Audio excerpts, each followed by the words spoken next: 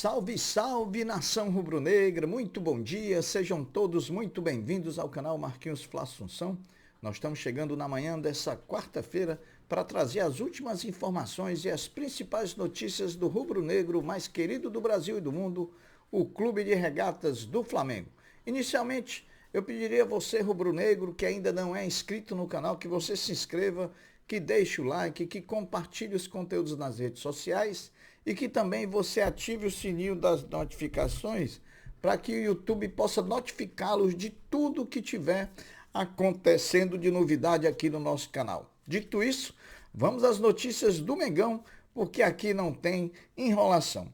Diferentemente do que se tinha divulgado, o Flamengo mudou a sua programação para a partida diante do Juventude e resolveu não realizar mais o último treino, a sua última atividade em preparação para enfrentar o time gaúcho, lá em Caxias do Sul, no Estádio Centenário de propriedade do Caxias. A última atividade, o Flamengo fez justamente dentro do CT Ninho do Urubu, ontem, terça-feira, pela manhã, e na parte da tarde, o Flamengo se dirigiu a Caxias do Sul, onde chegou por volta lá de 21h30. Sobre o treinamento de ontem, durante a atividade no campo, o Flamengo ganhou mais um novo desfalque, que para enfrentar o Juventude. O atacante Bruno Henrique sofreu um trauma no pé esquerdo, iniciando de pronto o tratamento no Ninho do Urubu.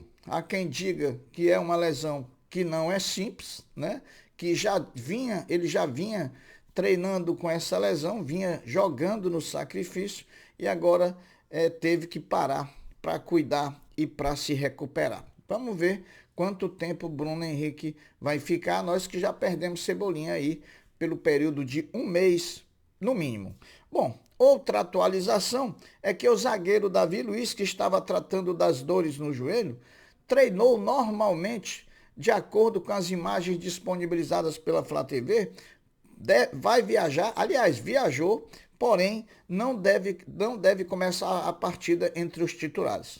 Davi Luiz deve estar disponível no banco de reservas para o treinador Tite, que também vai aproveitar até para poupar o atleta que vem de 3 ou 4 jogos seguidos como titulares do Mengão.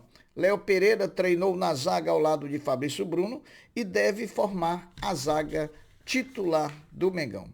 A perda de Bruno Henrique para a partida diante do Juventude coloca o Flamengo com 8 desfalques. Varela, Vinha, Dela Cruz, Arrascaeta e Pulgar, todos convocados por suas seleções, Igor Jesus e Cebolinha no departamento médico e agora BH também fora. São 8 desfalques que o Flamengo tem para a partida diante do Juventude.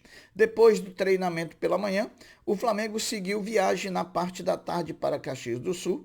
O rubro-negro pousou na base aérea de Canoas, em Porto Alegre, e depois seguiu viagem de 2 horas de ônibus com destino a Caxias do Sul.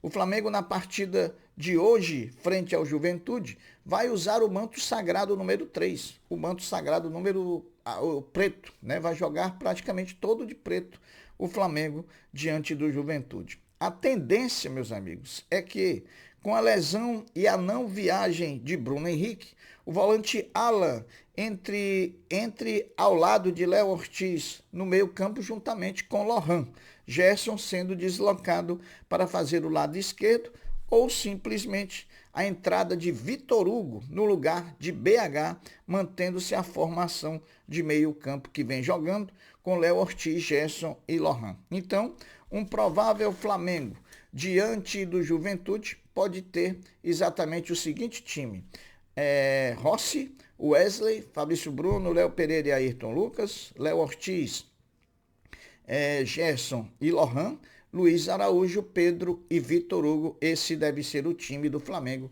que vai enfrentar o Juventude logo mais no estádio Alfredo Jaconi, em Caxias do Sul, às 20 horas. O Flamengo precisa, diante do Juventude, quebrar um tabu indigesto nos últimos anos jogando no estádio Alfredo Jaconi. A casa do time gaúcho representa dificuldades para o rubro-negro jogando ao longo desses anos. E uma vitória será o fim de um tabu que completa 27 anos esse ano, em 2024. O último triunfo do Flamengo em Caxias do Sul, no Alfredo Jaconi, foi no ano de 1997. Muito tempo do Flamengo sem ganhar o Juventude, né? Então, chegou a hora, Mengão, da gente bater nesse time. Bom, se tivermos a notícia ruim pela perda de Bruno Henrique diante do Juventude, por outro lado, o próprio Bruno Henrique foi motivo de uma notícia boa também. O atleta foi punido pela Conmebol com apenas uma partida por conta daquela expulsão que teve contra o Milionários no Maracanã. O que indica que Bruno Henrique só perderá a partida de ida das oitavas de final da Libertadores contra o Bolívar. O jogo de volta, que vai ser disputado em La Paz, o Flamengo já terá a presença de Bruno Henrique normalmente. Meus amigos, o Flamengo vai para a partida diante do Juventude com 2 jogadores pendurados pelo cartão amarelo. São eles Alan e Léo Ortiz. Os 2 volantes, né? Então a gente tem que ter cuidado porque um dos 2, ou os 2 tomando o cartão amarelo diante do Juventude, nós não teremos volante para escalar na partida do próximo domingo contra o Cruzeiro no Maracanã, 18h30. A transmissão da partida entre Juventude e Flamengo vai ser exclusiva do Premier, e às 20 horas, né, com transmissão exclusiva do Premier, com narração de Jader Rocha e comentários de Sérgio Xavier Filho e também do ex-jogador Grafite. A arbitragem é paulista, paz, meu amigo. Flamengo disputando palma a palma a liderança do Brasileirão com o Palmeiras e a CBF bota um árbitro paulista para dirigir Juventude e Flamengo. Será Matheus Candansan, o árbitro da partida. Meus amigos, hoje é dia de estreia no Mengão. O técnico Felipe Luiz inicia sua trajetória na categoria sub-20 do Flamengo, enfrentando às 15 horas na Gávea o Fortaleza, em partida válida pelo brasileiro da categoria. A Flá TV mostra a partida ao vivo. O goleiro Hugo Souza, popularmente conhecido como Neneca, está muito próximo de ser o novo reforço do Corinthians na temporada. O clube paulista tem bem encaminhada junto ao Flamengo a contratação do jogador pelo modo de empréstimo com opção de compra ao final do ano. O empréstimo é até o final de 2024.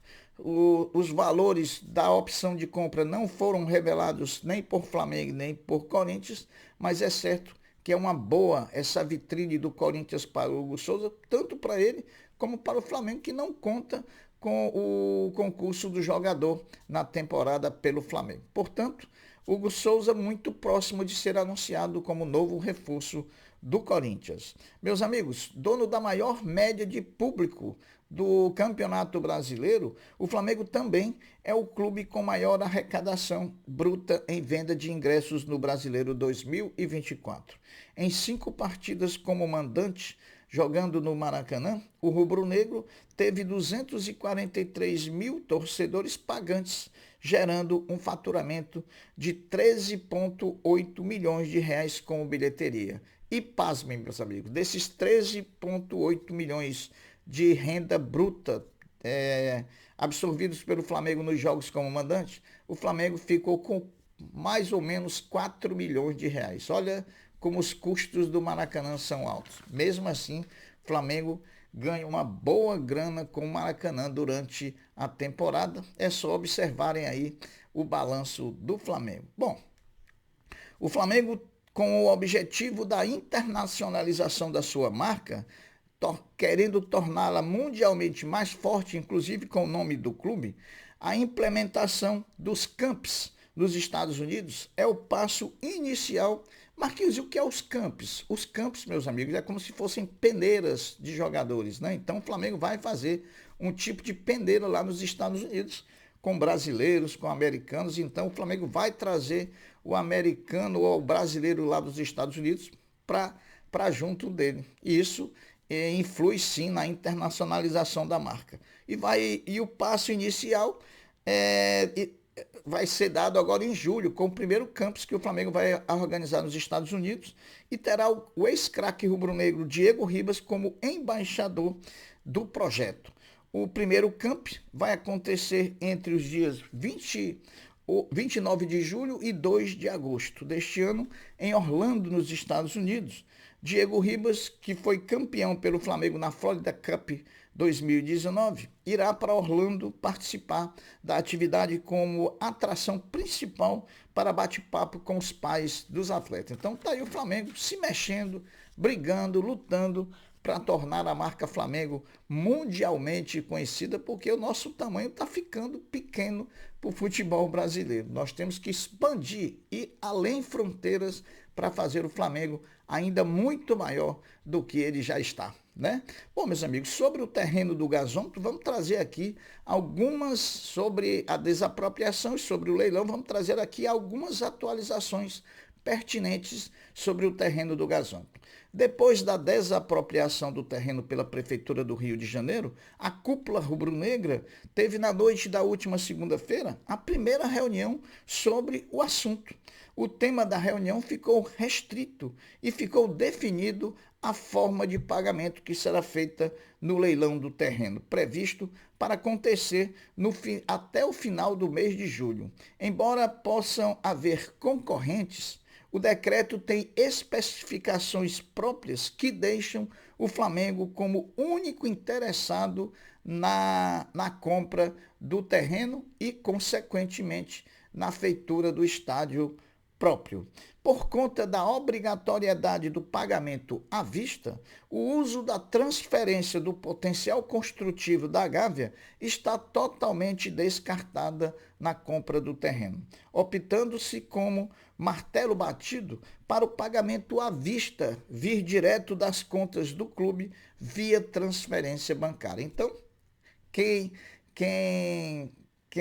fala assim não é gago, né? Se o Flamengo está dizendo que vai pagar via transferência bancária, é porque o Flamengo tem guardado o recurso para pagar à vista a compra do terreno do gasômetro local do nosso futuro estádio próprio do Flamengo. Meus amigos, as notícias essas, mas antes a gente deseja que o Flamengo hoje, diante do Juventude, faça uma grande exibição, tenha uma grande performance e consiga a vitória que vai nos manter na liderança da competição, independente de resultado do Palmeiras contra o Fortaleza. Então, as notícias são essas, eu vou ficando por aqui, deixando um até breve, um até logo, dizendo fiquem todos com Deus, porque eu sempre estou com ele. Saudações rubro-negras. Fui!